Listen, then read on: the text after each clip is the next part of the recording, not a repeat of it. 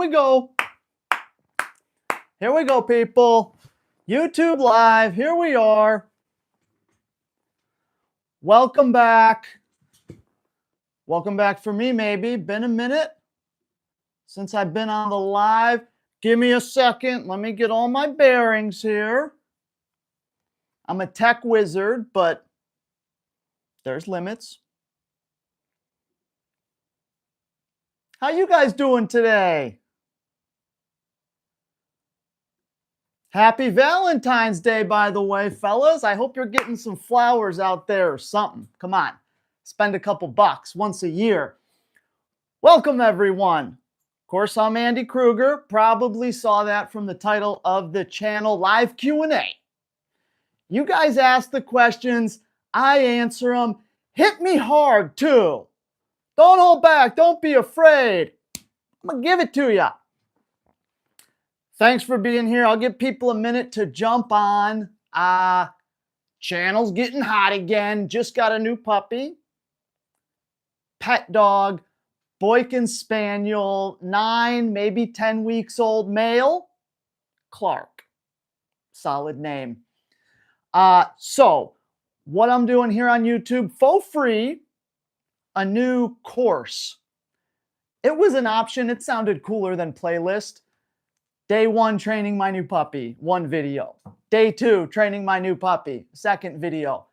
On and on and on. The goal with this is to create the most basic, easy puppy course.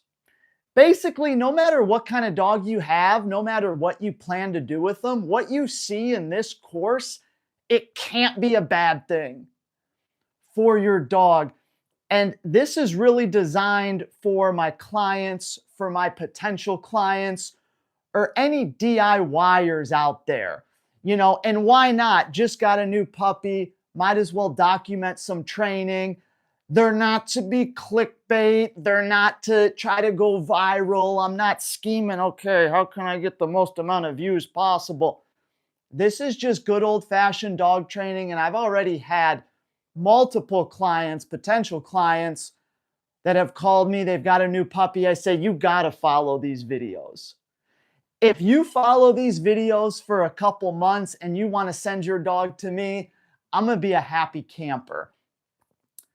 So keep your eyes peeled. I'm literally going to try, but I'm literally going to do day 1, 2, 3, and so on, maybe for the first couple months. Maybe we keep going. But that should be interesting. Let's see who's here. What's up? Good morning. Puppies, can we talk about barking? We can. Love your videos. Thank you. Dogs that are always scared of everything, not food motivated. Escape inside the house. Yowza. Yes, we will get to that.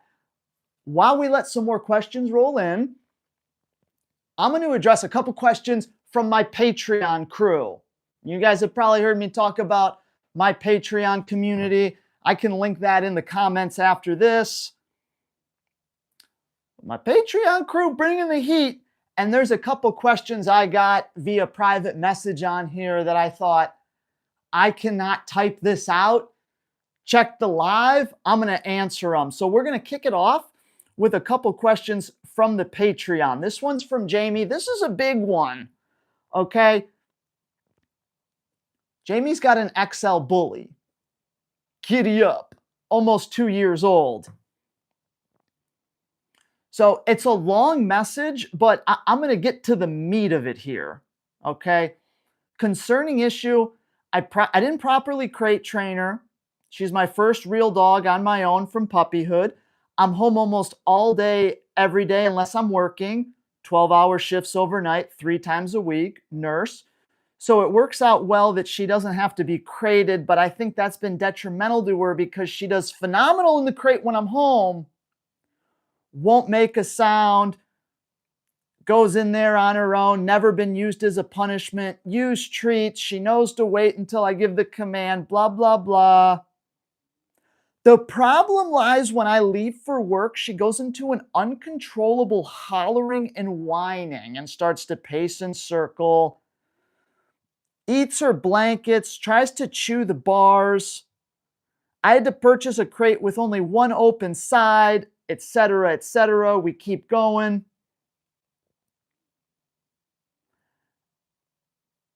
I can even lock and unlock the doors for the sound and she won't react. See, okay. I don't know the best way to correct my mistake in her training. She does sleep with me since I live alone. Okay, look, Jamie, let's get into it. We have a separation anxiety problem, a big time. You mentioned in here, let's go back to it. Haven't properly crate trained her, but since I'm home all the time, it works out well. She doesn't have to be crated, detrimental to her. Yeah, you got that right. Crate training is always king. No matter what your lifestyle is, if you are a stay-at-home kind of person and you are home 24/7, 365, and you have unlimited time to spend with the puppy, crate training is king still.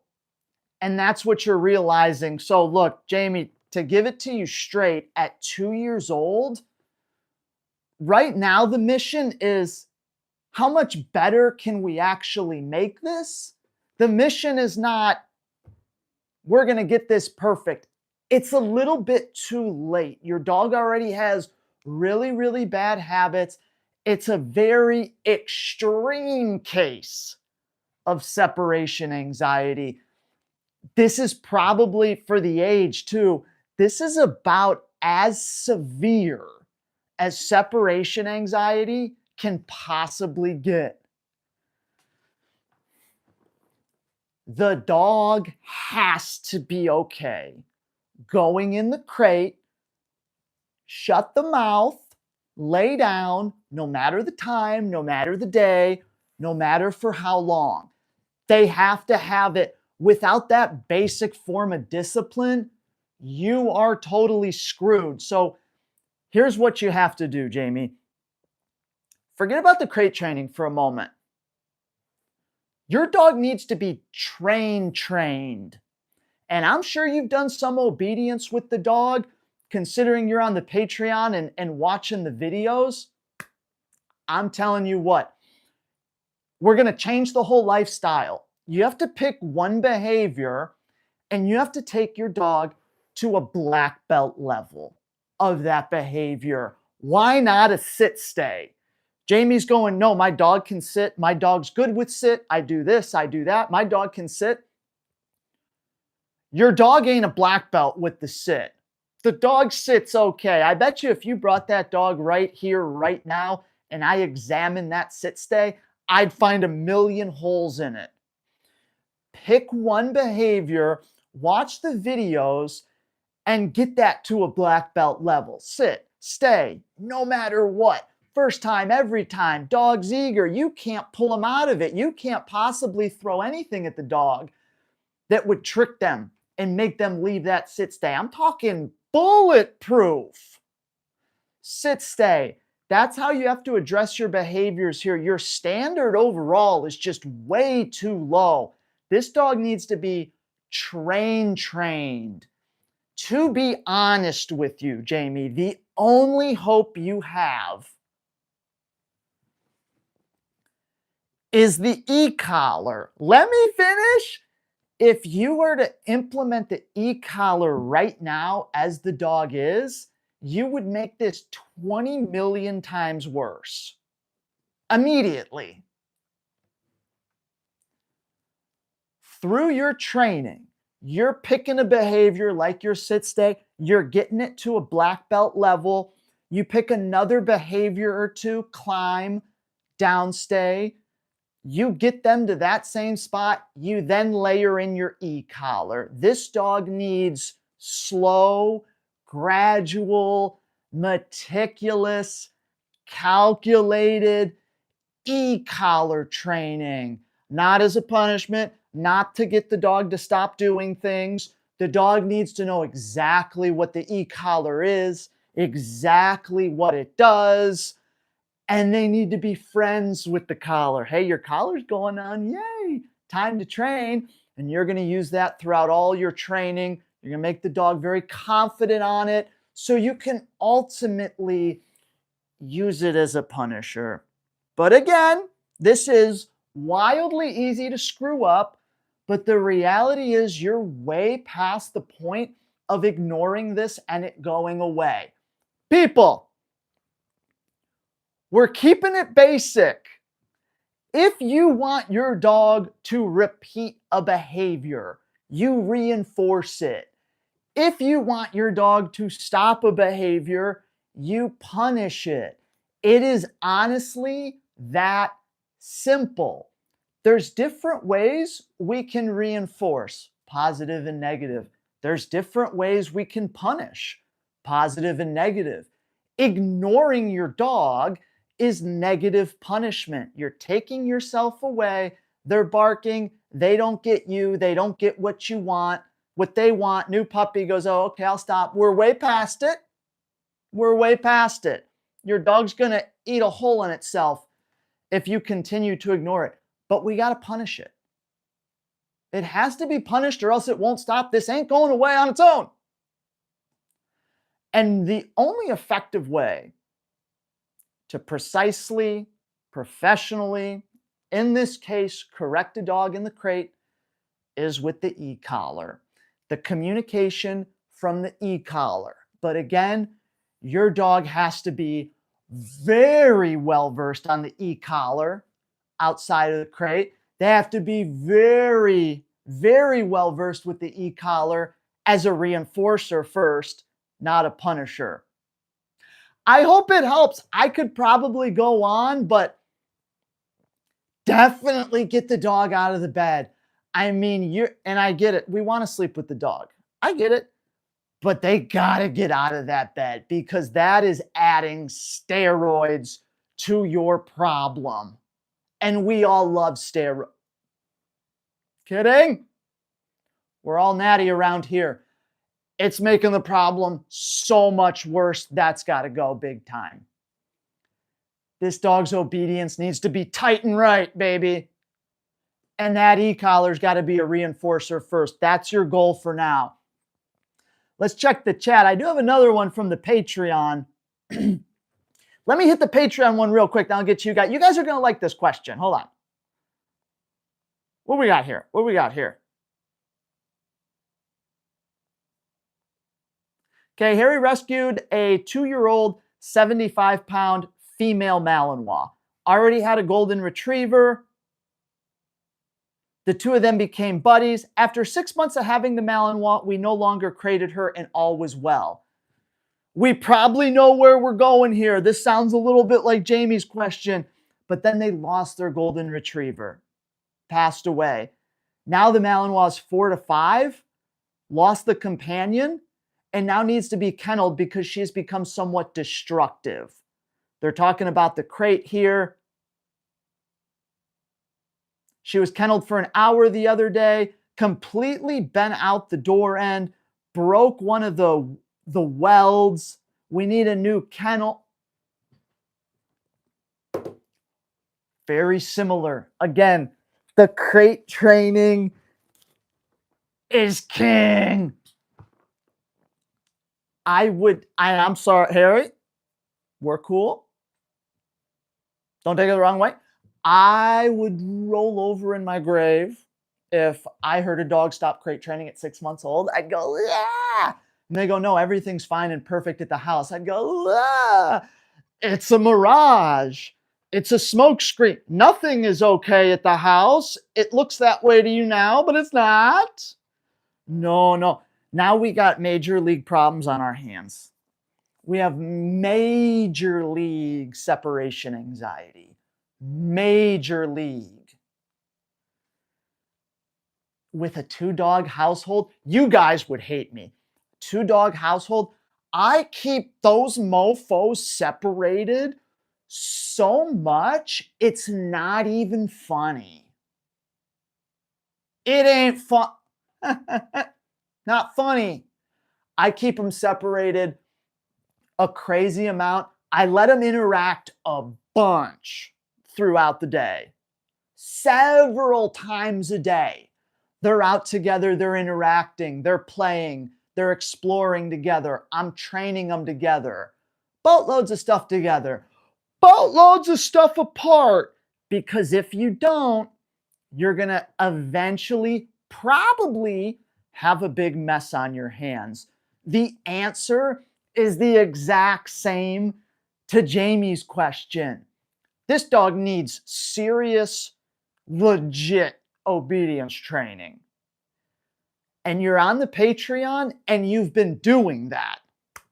So you're on the right track. But whatever you've been doing with the dog needs to get taken up a lot of levels. This dog needs to be the picture of discipline, composure, and happiness when the dog is working. You want to be able to bet your bank account on the dog's commands. Oh, if I put the dog in a sit stay right now, you think my dog's going to get up? My dog ain't getting up. How much you want to bet? You want to be so confident in your dog's commands.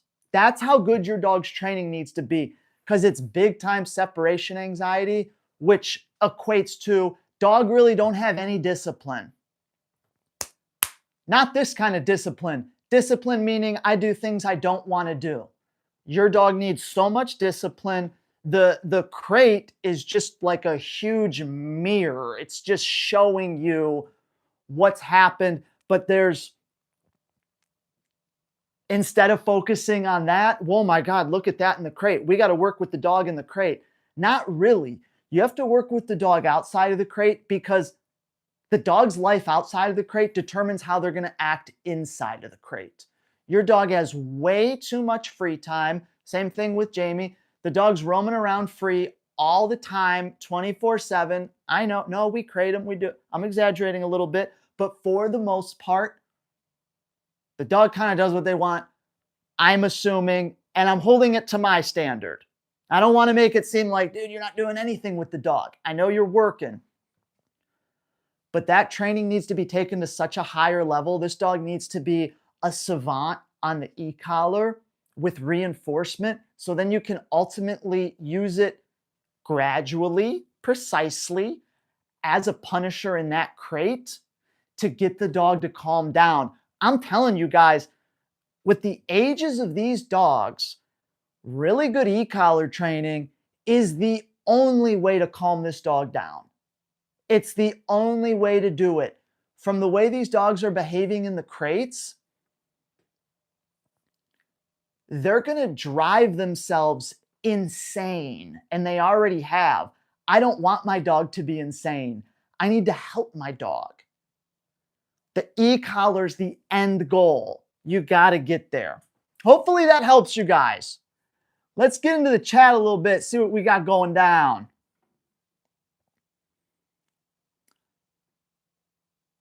Can we talk about barking with puppies? Yeah, with puppies, we ain't going e-collar, obviously. Barking puppies, taking my puppy Clark, for example, negative punishment is the only route that you go. So I put puppy in the crate, puppy makes noise. Everybody knows we just ignore the puppy until they're quiet. And we hope that puppy goes, I bark, I go crazy, nothing happens. That doesn't get me what I want. I'm going to calm down. Oh, look, calming down got me what I want.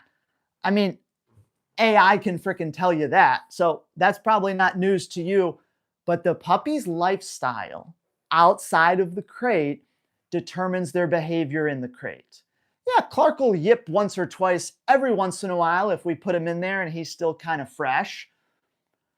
But his lifestyle is very structured outside of going in that crate. My puppy's not out of the crate free for hours at a time. They're not. Would do a nice half hour with him in the living room, maybe even an hour. Hanging out with puppy in the living room. We got some toys going. We're petting him. We're having fun with puppy. We're letting him be a puppy. And then after that, he goes out to potty. Then after that, he goes in the crate for like a 2-hour nap. And then he comes out of the crate and then he goes outside and potties. And he comes back in and we're going to give him another half hour, maybe hour. Whole family chilling. interacting with him, playing with him, back in the crate. Those long stretches of time outside the crate, hours and hours every day, and your puppy having access to multiple parts of the house, that's going to murder your crate training and the dog being quiet in there.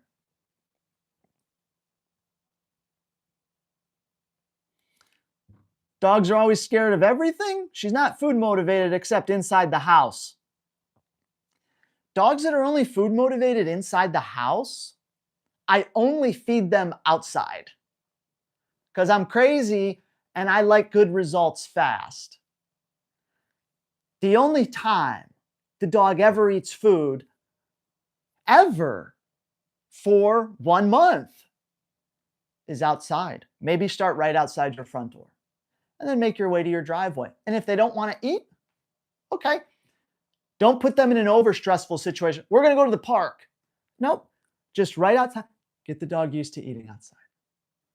Simple. Hit the like button. That's what I'm talking about, Rachel. Thank you. What's up, Canada? My puppy's a year old. White shepherdish looking mix from the Indian reservation in New Mexico. Nice. Not a question, but I hope you're training. My Belgian is getting skittish around men because my husband has severe PTSD. What should I do besides take her out of the room or environment? Not sure the age of the dog, assuming it is not a puppy anymore. But look, here's the thing, guys. I've been talking about this all the time, but socialization, there's 3 parts. I don't want to get into that right now. You guys can ask, but neutralization is by far the most important part of socialization.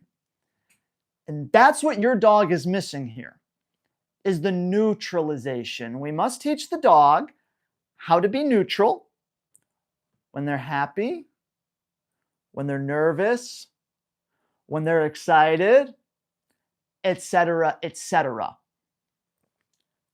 I know you guys may be thinking, hey, we're past that. But the puppy course I'm doing on YouTube here, if it was me, I'd go back to basics. I'd go, okay, this is everything I've done with the dog so far. This is where it's gotten me. Let's redo it. I'm going to go back. I'm going to start training you like you're a puppy. Good news for you. If it's not an 8-week-old puppy, you can move a little bit quicker because you have a little more of a brain than a little puppy does. Bring them through those steps. But that puppy has to be introduced to distractions. That's my next video. It's going to be super sweet, coming on Monday on YouTube. Introduce your dog to distractions the right way. How to introduce a distraction, what distraction, how to escalate it, how to bring it back down. You have to get your dog really neutral around easier distractions before you go to the Super Bowl and just start bringing the dog around men. Because you could take that dog everywhere till you're blue in the face. It might actually make things worse. You might just flood the dog. More exposure is not always the answer. You have to set time aside, take a month, strategically in a training session only, introduce distractions and neutralize your dog. That's what you're going to see in day 4 with my new puppy coming out on Monday. Hey, Andy, didn't see you in Happy Gilmore too. You know, I should have been in there. Happy Gilmore, probably one of my favorite comedies. The second one was awful. I hated it. Watched it once, and I said, I'm never watching this again. It was terrible. It was like, how many celebrities can we get in here? Come on, man. And then in the beginning, Happy's wife immediately dies, and then he's an alcoholic. The movie's depressing, man. Terrible. Adam, how can you do that to us? Still a fan of the first one, though. Salute, what's up? I would leave treats in the crate all the time. He eventually felt comfortable to go into the crate on his own, and he enjoyed being in the crate. Thanks for the input, Rachel. That's never a bad strategy. You want to know a fun fact about my new puppy? We've had him over a week now, I think. You guys are going to be like, what? I've done 0 training of him going in the crate by himself yet. What, Andy? He's this big. Anytime I go to put him in the crate, he's here, and I set him in and I close the door and I leave and he's calm. Soon, I'm going to start my crate games. But you're like, why don't you start it right now? Because I'm getting my training foundation first. I'm getting my hand feeding, my engagement, my luring, my reward markers, my distractions first.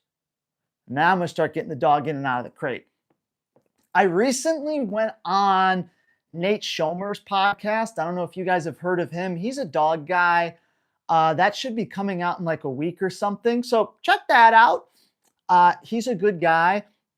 Why did I bring him up? Because we were talking about crate training when I was on there. And I told Nate my number 1 pet peeve. I don't know if he agreed with it, but back to the first question I answered on here about Jamie and his dog. When you go, my dog will just wander into the crate on their own and lay there for a while. Like, I really hate that. Not saying there's a time and a place for an interactive crate training session where we're free shaping and they go in, we go, yeah, not that. Just like the dog's in the house hanging out, wandering around, they just wander into the crate. I hate that because it gives people a false sense of where they are with their crate training. So maybe I need to explain that a little better, but they go, I've heard this 20 million times as a pet dog trainer. Crate training is going great with my puppy. Sometimes they'll just go in there on their own and lay down. And it's like, great. I could see how you would think that would be a good thing, but Jamie's dog probably did that too. Just to make an example.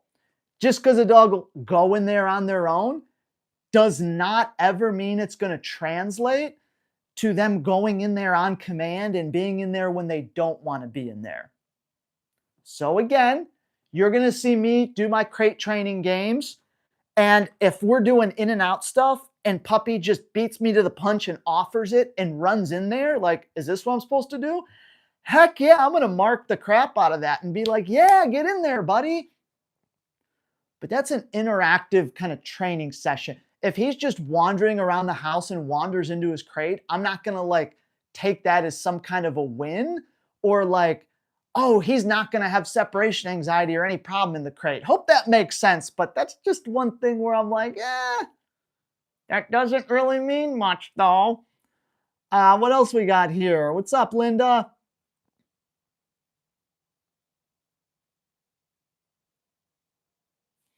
Dog gets nervous in public and won't move forward.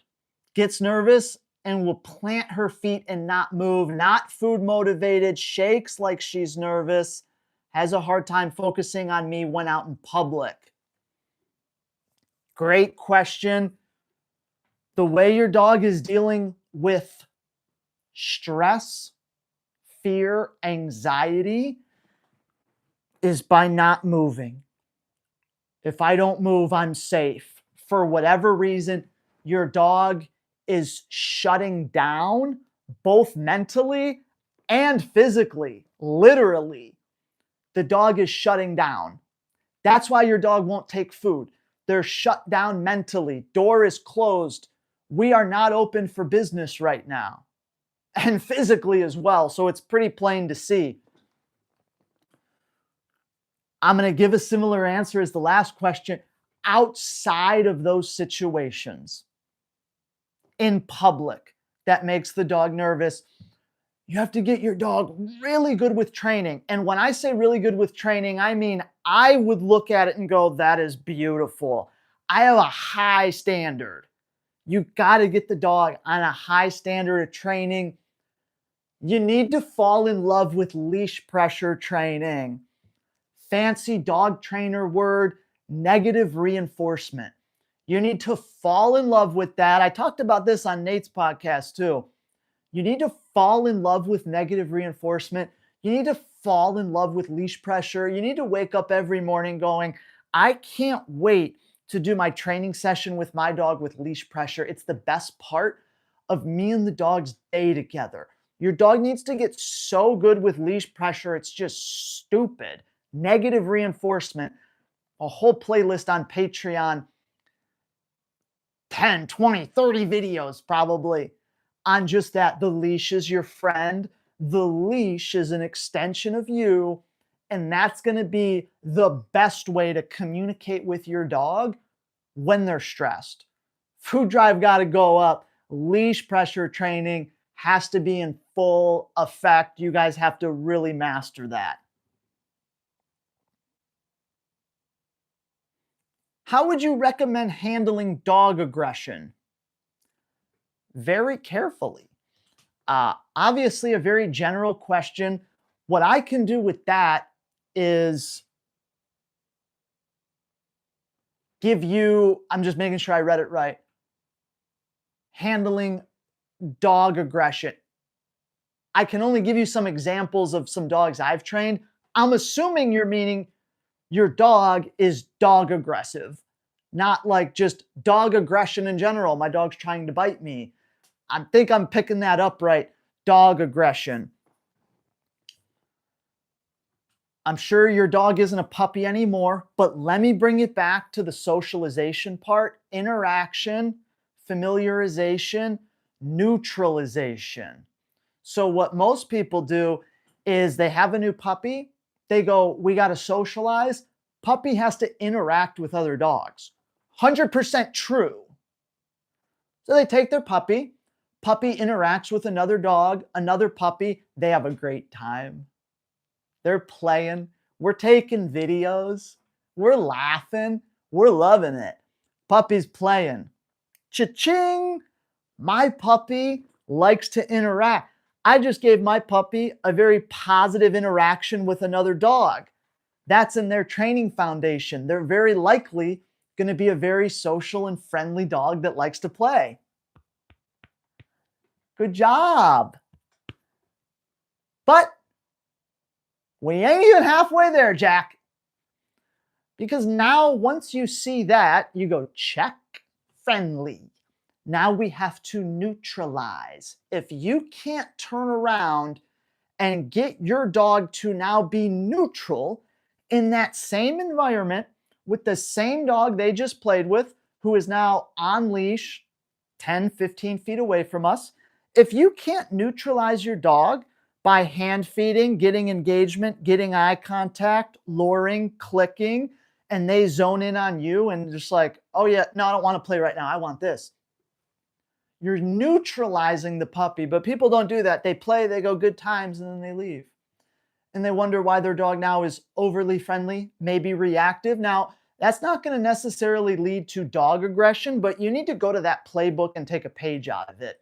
You need to neutralize a dog aggressive dog. So I get a dog aggressive dog in for training. The first thing I do, they're not going to lay eyes on a dog for 1 week minimum. Okay, maybe if they're in their kennel, they can see some other dog. They're not going near another dog outside the kennel for a week minimum because I have to build a training foundation first. My new puppy series, I'm basically taking the dog through that. That's the kind of vibe. And I'm building a foundation and I'm teaching negative reinforcement right after positive, leash pressure. And we're becoming very well versed in leash pressure. And I'm rewarding and I'm teaching and I'm coaching and I'm petting. And the dog is going, man, I like this guy. I want to work with this guy. And dog starts getting some good skills. Maybe I've even incorporated my prong collar at this point for my negative reinforcement. And we're kind of off to the races with our training. Now, I'm going to introduce some distractions into the equation, but it's not going to be another dog. But it's going to be something interesting that can get the dog's attention. I prefer an inanimate object because then I can control how it behaves. And I'm going to get my dog really used to the idea in a training context that there will be things that catch your attention and distract you, but they will never ever pay you. And anytime you check in with me after the distraction, I'm going to pay you big. So the dog know, okay, here we go. I want that food, man. This is the session where this happens, that over there, boom, I'm in there. When I do finally introduce another dog, I need to find the laziest, most careless dog on the planet. And they're going to be on a leash. They're going to be 20 feet away. They're going to be 30 feet away. And I'm going to treat that just like any other distraction. That's the best way to do it. Now, any advice outside of that, we have to see the dog. We have to read the dog. Giving too much detailed information on a dog I don't see and know can potentially make things worse. So I try to stay away from that a little bit. But like, if the dog just can't eat food out of my hand when there's another dog just plopped down doing nothing 30 feet away, I think that's just absolutely ridiculous. And I'm not moving on with you until you can just eat food from my hand, right? There's nothing more basic. So I don't know if that helps at all, but the answer is I go way back to basics. I take him or her seeing any other dogs out of the equation. I get some real professional, high standard training. And I have great leash pressure, and I understand leash pressure. I understand reinforcement. I understand punishment. I know how to use my leash. I know how to use my food. I'm going to gradually put my dog in more challenging situations and always make sure I come out on top. It's not as easy as just starve the dog and then have chicken. Okay, food drive's important, but it's the dynamic between you and the dog too. It's not a magic wand where you go, just feed them. It has to be a ritual. It has to be a conditioned activity that the dog just looks forward to. I want to interact with this guy for the food. Let's go. It's the kind of mentality you need with a dog.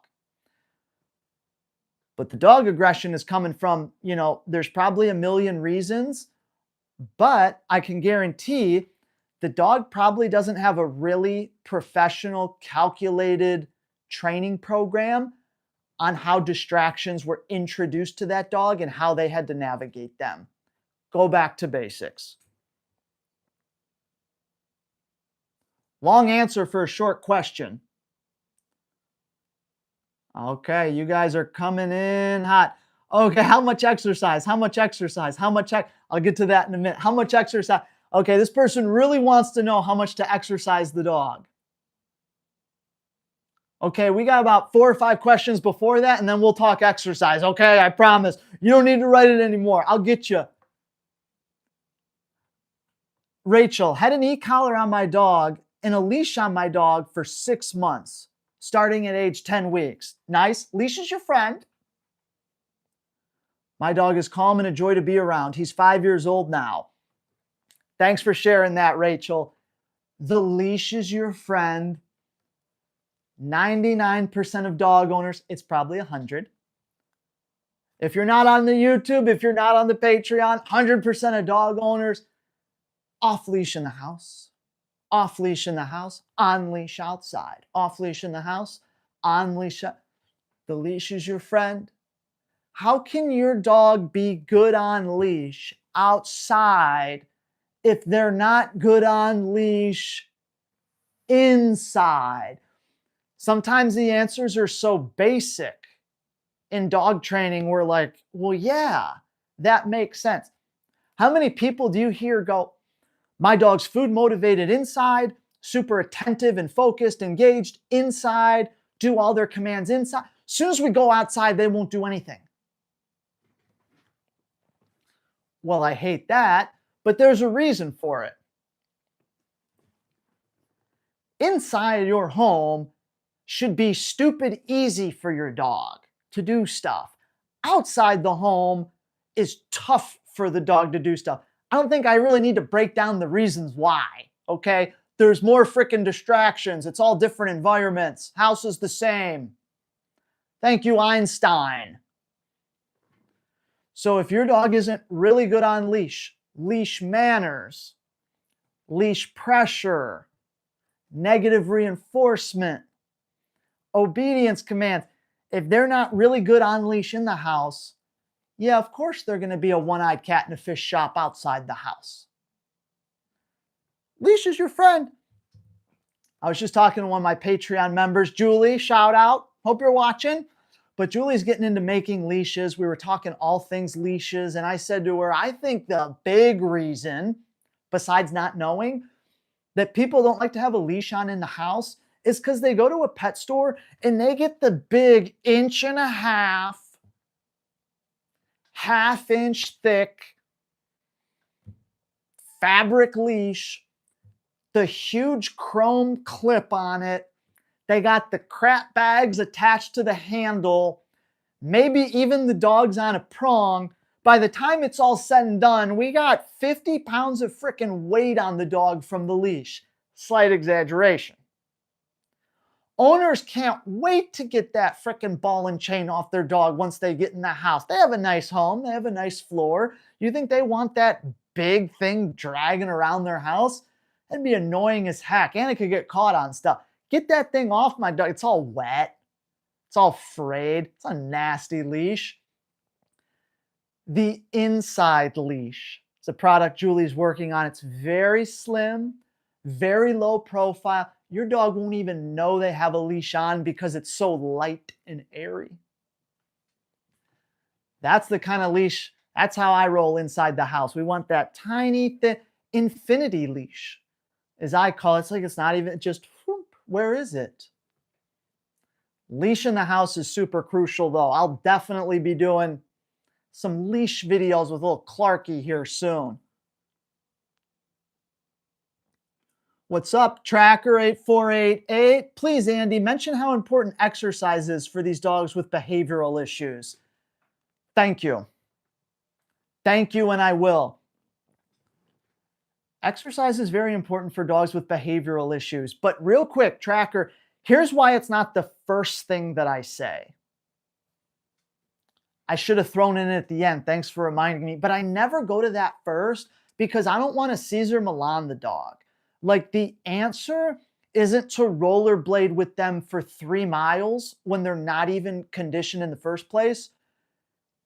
Run their ass into the ground, and then they get home and they've just been through the NFL combine and they plop down and their brain and body are like, recover, recover, breathe, breathe. They could care less about all their triggers just because they're like, it's like you just sprint for 5 minutes. Afterwards, you're only focusing on. So it's not the first thing I go to. Exercise them. ChatGPT could tell you that, but it is crazy crucial. Behavior issues or not, but especially the behavior issues. I just did a board and train with a big, strong German Shepherd Malinois mix, male, 2 years old. He's all over my Patreon. He's super badass. I loved this dog. 10 out of 10 on the drive scale. I told the owner, this dog needs a major blowout physically twice a day, every day, morning and afternoon. He's got to blow it out. Now, the guy was exercising him before, but he wasn't exercising him the right way according to the dog's genetics. So what I did was I revamped his training and I taught him a whole bunch of new exercises with the toy and whatnot. I said, this dog, yes, in theory, our dog should just listen to us no matter what, but it's a dog. This dog needs that blowout or he's going to be frustrated out of his mind 24/7. That's where the reactivity is coming from. This dog has to bark. This dog loves barking. He was bred to do it. I created a barking game for a toy with him. Amazing with it. I was happy with it. He was awesome with the bark. And I go, now, a reactive dog, teaching them how to bark is a dangerous game to play, but we play dangerous games here because we know what we're doing, people. He needs that outlet. So I gave it to him. He didn't have it before, but he needed it. So he found a place to put it. Mailman comes, sees a dog out on a walk. he's going to find a reason to go off because he needs to get that out. So that's what I mean with black belt level training. You kind of need both. You need the exercise, but you need the training, or else you'll be a slave to your dog rollerblading him every day. So not only with this shepherd does he get that big blowout, but he's e-collars rocking, every out is tight, every little detail of his sit, his down, letting go is held to a high standard. So now his brain is on 100, just like his body is. And afterwards, we come in the house, he lays on his bed, and he's big chilling for several hours, very happy. But yeah, exercise, I think it goes without saying, but maybe those first couple Patreon questions, everything I told him in the answer, accompanied with a couple big blowouts every day, productive blowouts, not chuck it, productive blowouts, using training, focus, skill, technique. That's the key. Great point. I think that covers the exercise. What says how much exercise? I like a couple blowouts a day. Blowouts. You know what I mean? 15 minutes, depending on the dog's skills. If the dog can bite toys, that's even better because that takes the power meter down quick, fulfills their genetics. Definitely a couple times a day, though, we got to hit something. What age do you start introducing the prong and the e-collar to the dog? That's a great question. What age do I introduce the prong and the e-collar? Let me give you two answers. One of them straightforward, one of them's not. Me personally, I haven't even thought about it for Clark, my new puppy. I could care less about that because we have so much stuff to do before that. Prong and e-collar with Clark isn't even close to being on my radar. If I go out and I get a new Belgian Malinois puppy that is now going to be my new competition dog,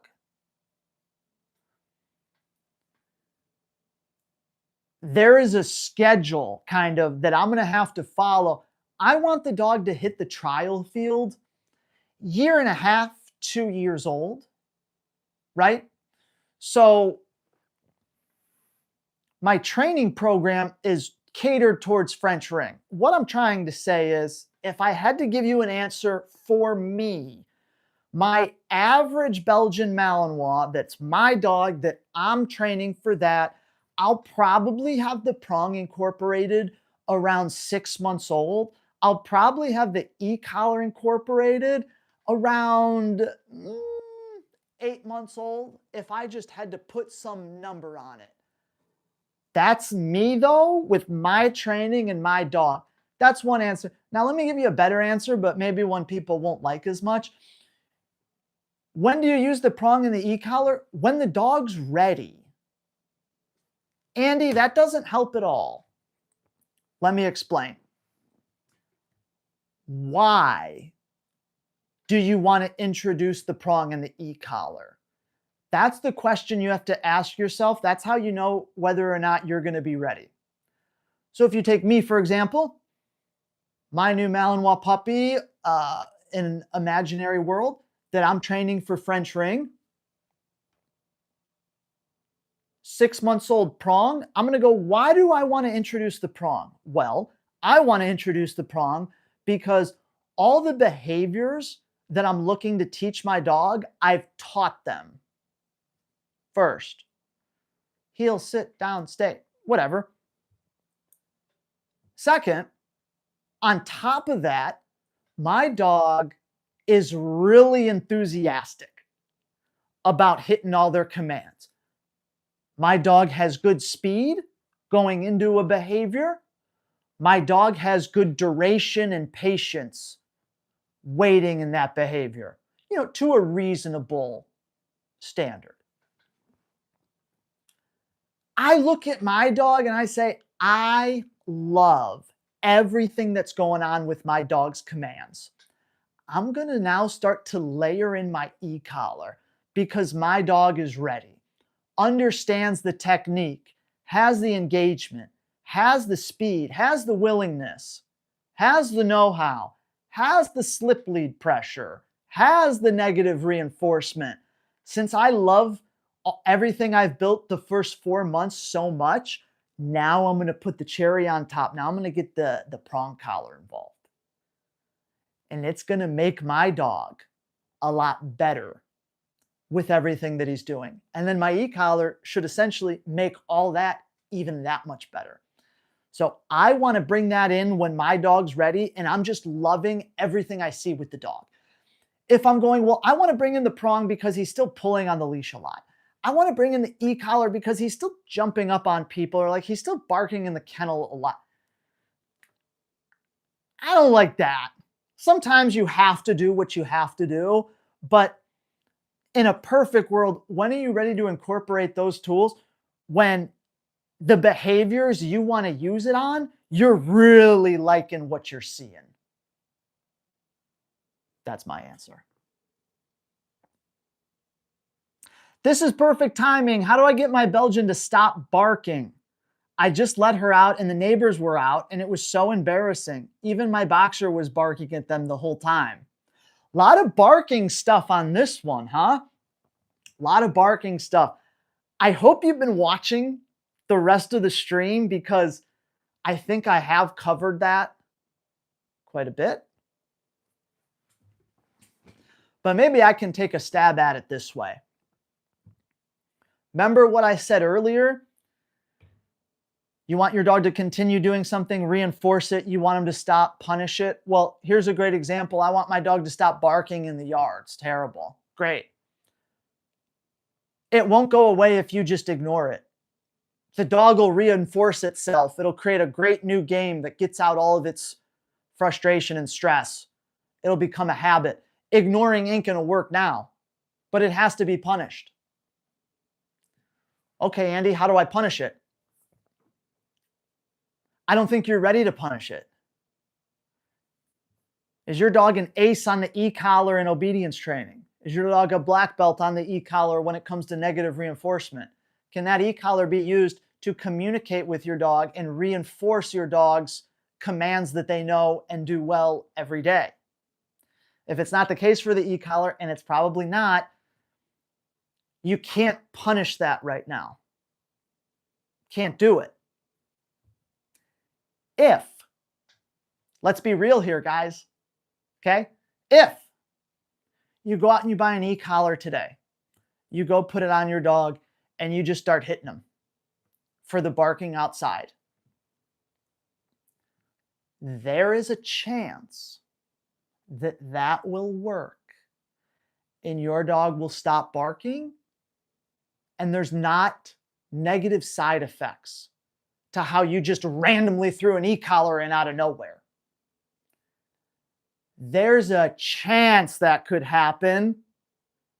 I'd say it's probably like a 1% chance.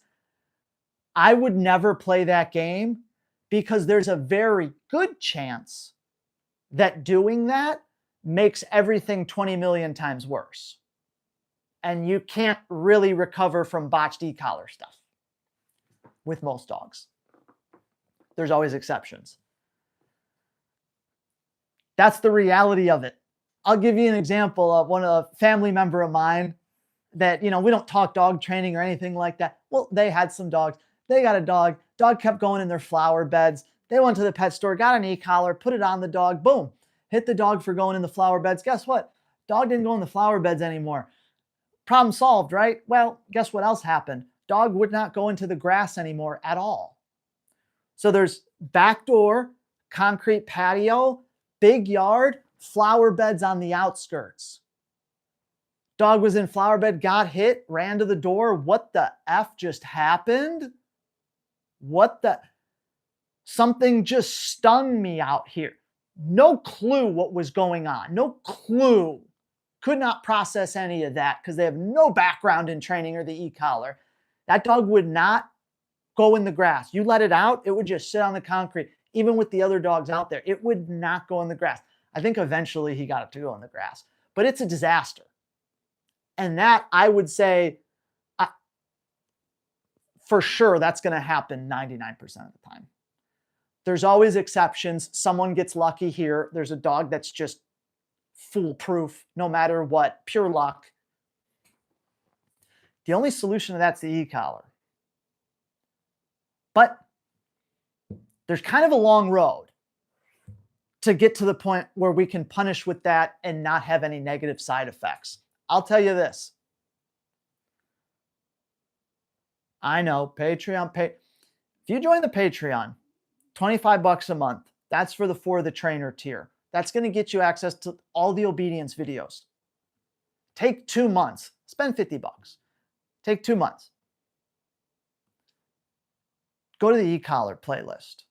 Go to the negative reinforcement playlist. Go to the prong collar playlist. Watch one video a day. Spend 15 minutes a day, twice a day, trying to replicate those sessions with your dog. Shoot me a message if you have questions. But the dog needs to be so good on just a leash, and then so good on just a prong, and then so good on just an e-collar. He'll sit down, stay, come, out, stay, before you can bring that into punishment. But that's really the only way. Like, you got to get this dog e-collar trained. So whether you want to send the dog to a board and train or you want to DIY it, obviously a little bit of a price difference. A board and train, you might pay $5,000. Here, pay $25 a month. Even if you join for the year, it's $300. That's what a PetSmart group class will cost you. But you got to invest in a trainer here. Whether it's virtually or in person, and you got to get the positive reinforcement, the negative reinforcement going with the leashes and collars. Okay, we're going to do a couple more. Oh boy, there's a lot. I have a dog getting picked up soon. I got to jump on. What was your worst/best case of behavior modification? What techniques and equipment did you use and why? You know what? I want to talk about the worst one. Because the best case for behavior cases is just like a dog comes in, is all messed up. I train it up, I fix it, they're not messed up anymore. There's kind of a lot of examples of that. But honestly, one of the worst behavior cases I've ever seen was from a bloodhound. A rescue, God knows where it was bred, God knows what its life was like. Even if you have a beautifully bred bloodhound in the first place, they're not really ever like the picture of obedience training and teamwork. You're not going to see them a lot in AKC obedience competitions, that's for sure. Sure, they could make a good cadaver dog, but even the police guy trainers, they don't like them that much for certain reasons. It's like a beagle, or it's just not a dog that's like, I'm a golden retriever. This dog was so screwed up. The only way I can describe it is just sketchy. Everything about this dog, everything sketched this thing out. By the way, I went to daycare like every day. And it was older, and it was big, it was a male, and he was just a sketchy mofo. Straight up. That was probably my worst behavior case, because at the end of the board and train, the dog was better. It could walk on a loose leash and like not lose its mind. It could lay on its bed in the house, but it was just still so sketchy. The commands could probably help the owner a little bit, but honestly, that one blew my mind a little bit, because really no change in what we got. The environment was terrible too. It was like in an apartment. They had to let it out and walk it every time. It had to, terrible. This dog needs to be on a farm somewhere. I don't know, but you know, my board and trains, every dog's different. It's not cookie cutter. We take that into consideration, blah, blah, blah. But every dog in a board and train's got to learn how to heel. They got to learn how to sit, how to stay, how to place. They all got to learn that. And there are general techniques that across the board you apply to every dog. This dog, though, with how slow I really had to go, in 3 or 4 weeks' time, it's better, but the dog really needed like 6 months. And no one's going to spend, I mean, that's crazy. But every time I went to start a session with the dog, I almost had to start from scratch to get the dog's trust. And for a board and train, it's like 3 weeks is long, but for a dog with those issues, like it's really not long at all.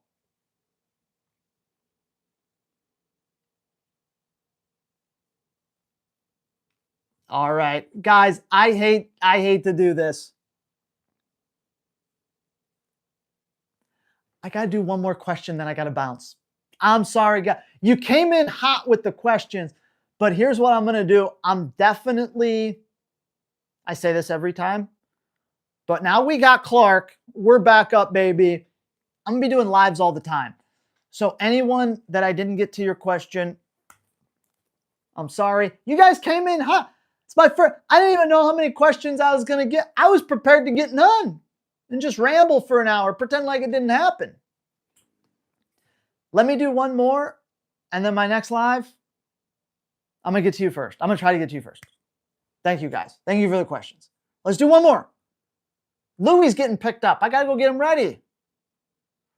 His owner's been gone for a week. They're ready to kiss him. Okay, let's do this Malinois one. Correcting leash pulling. Even though I use pressure, I stop in place once she goes ahead as well. She's 8 months old now.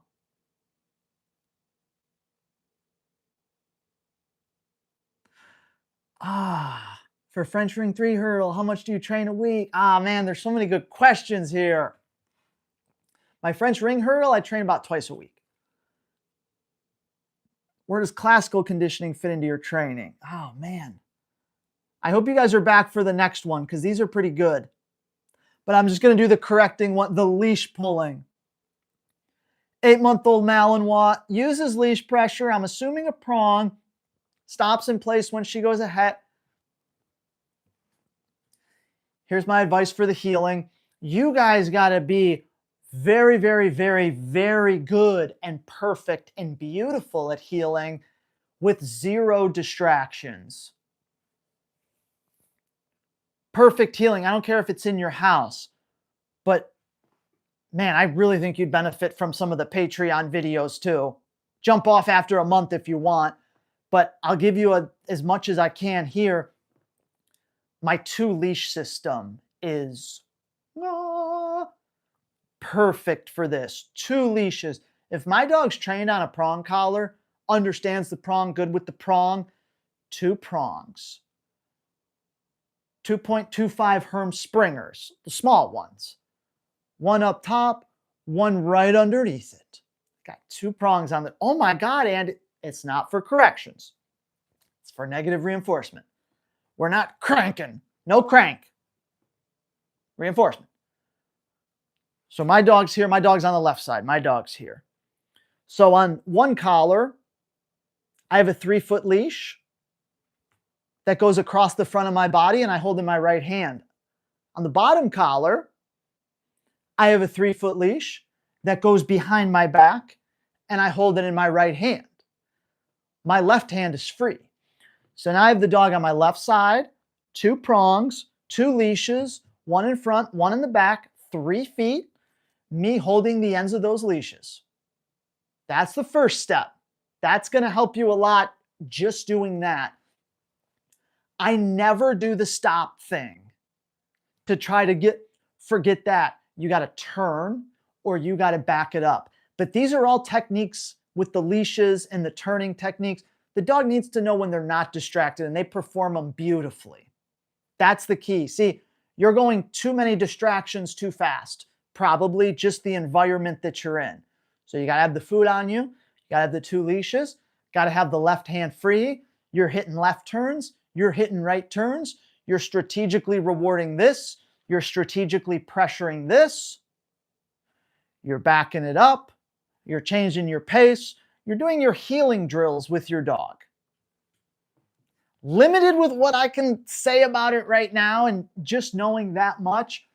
But the 2-leash technique, one, getting the dog away from environments that just where you totally lose her, and get a better game of heeling going with the leashes, with the turning, so then you can kind of plug and play that interaction in reasonable environments, incrementally more challenging. But just with one leash and stopping and pulling, that's not going to get you anywhere. The dog needs a heel command. And those leashes are going to help you do that because those leashes are constantly giving the dog information. Because they're 3 foot and I hold them here and my dog's there, if they really go anywhere outside of this little healing zone right here, they're going to feel pressure from the leash. Now, that by itself isn't good enough, but that's the first step. They leave position, they feel pressure. And if I have good training, my dog should go, whoa, wait a minute. Why do I feel pressure right now? Something ain't right.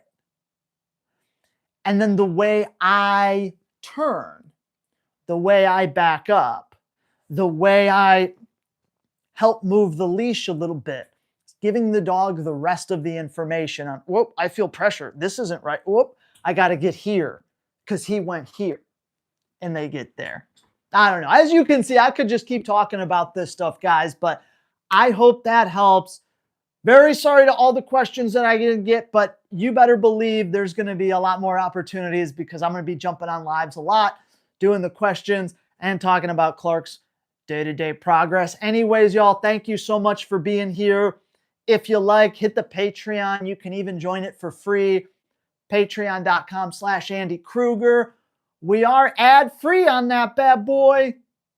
Okay? We're ad-free. Even if you join for free, you don't get all the videos. But the videos that you do get, you don't got to sit through those YouTube ads. So ad-free on Patreon. I hate that. You buy a streaming service, you pay money for it, then you got to watch commercials. I go, well, I'm paying to watch commercials here? That don't seem right. Anyway, we got to get Louie back with his owners. We got to let Clark out. We got to train Freddie.